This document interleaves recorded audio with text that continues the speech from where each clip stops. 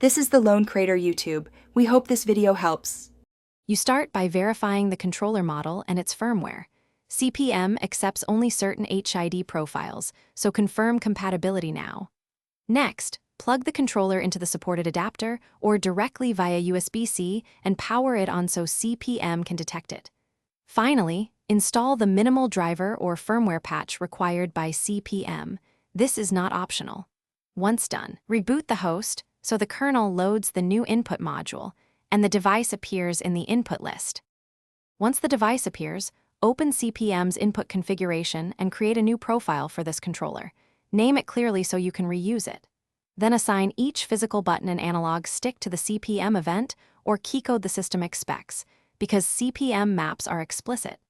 After mapping, run the calibration routine to set dead zones and axis ranges.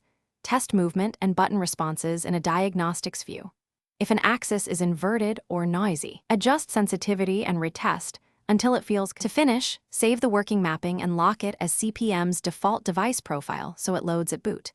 Then start a quick session or demo to confirm behavior under real input load. Make small tweaks if latency or misfires appear.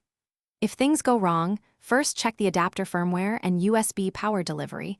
Insufficient current or outdated adapter code is the usual culprit. If detection fails, reconnect, try a different USB port, and reboot the host before changing mappings again. Thanks for watching. Consider subscribing if we helped you.